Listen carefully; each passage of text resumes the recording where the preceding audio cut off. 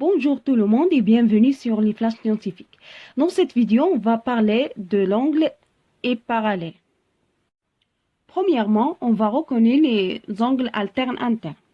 Et pour cela, je vais prendre deux droites quelconques et je vais avoir un séquente qui va les couper.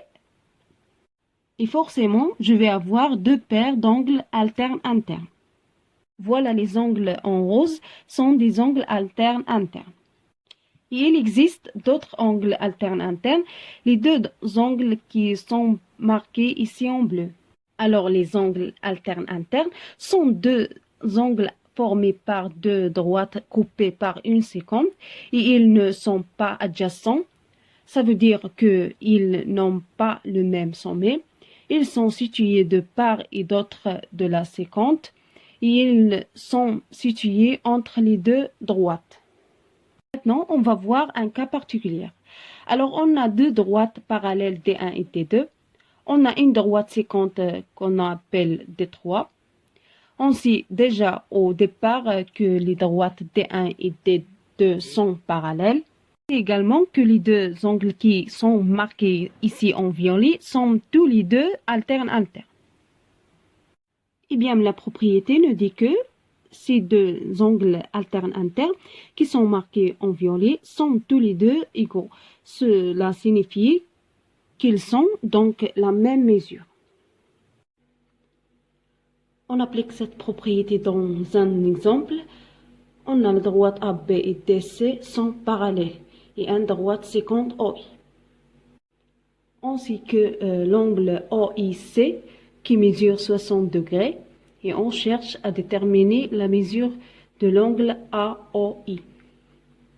On sait donc au départ que les droites AB et DC sont parallèles, que la droite OI est séquente à les droites AB et DC respectives ont un point OII. On obtient sur cette figure que les angles marqués en bleu sont alternes internes. Alors, d'après la propriété, on conclut que les angles AOI et OIC sont donc égaux. Et cela signifie donc que AOI est égal à OIC est égal à 60 degrés. Troisièmement, propriété réciproque. Si deux droites coupées par une séquence forment deux angles alternes internes égaux, alors ces droites sont parallèles. On va voir cette propriété sur une figure. Je vais prendre deux droites D1 et D2 et une séquence AB. On s'intéresse encore une fois aux angles alternes internes, mais cette fois, on sait déjà au départ que les deux angles marqués en gris sont alternes internes et sont de la même mesure. Eh bien, la propriété nous dit que l'on déduit de ces informations-là que les deux droites D1 et D2 sont parallèles.